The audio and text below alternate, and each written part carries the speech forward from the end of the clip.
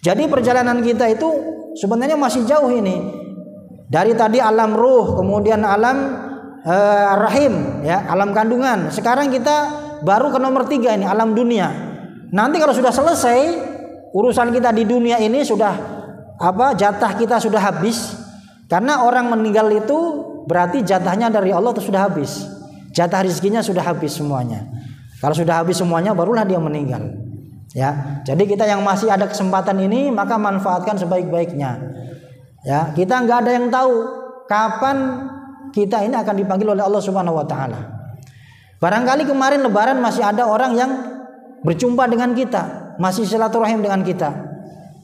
Tapi sekarang sudah tidak ada. Ya. Jadi ini misteri.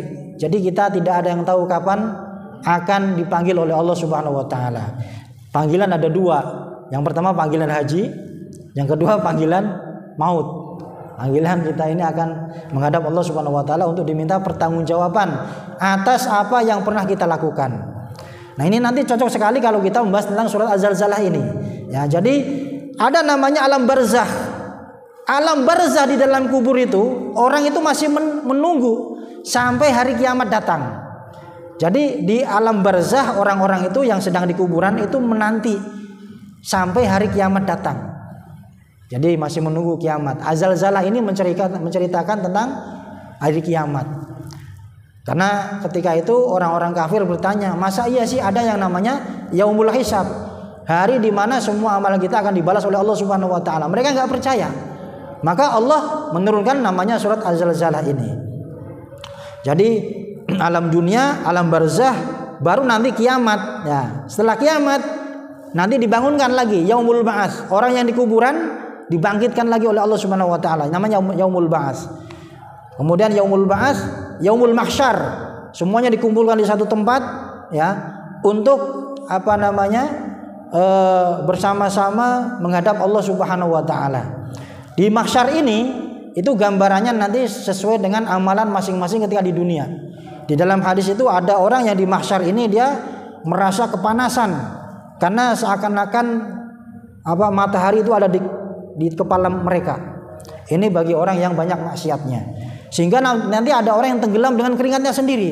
Jadi keringat itu ngucur sampai menenggelamkan dia.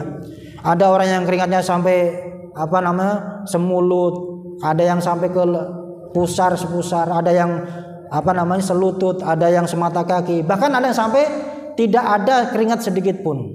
Ya, insyaallah ini semuanya mudah-mudahan nanti diringani oleh Allah Subhanahu wa taala ketika di yaumul mahsyar ini.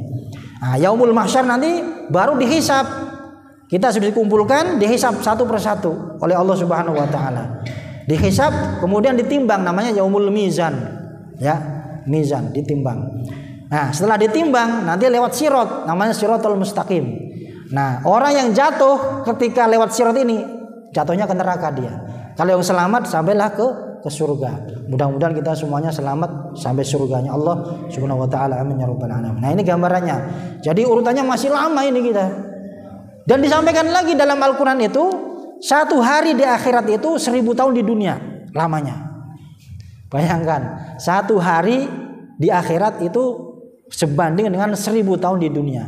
Kal fi sanatin mimma ta'udun, kata Allah. Ya.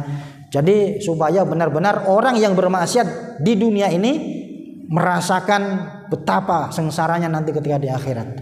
Maka kita diajarkan doa, Allahumma ajirna minan nar.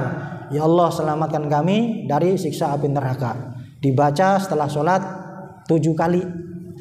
Ya, orang yang membaca itu insyaallah itu didoakan oleh neraka supaya dia tidak masuk ke dalam neraka. Allahumma ajirna minan nar.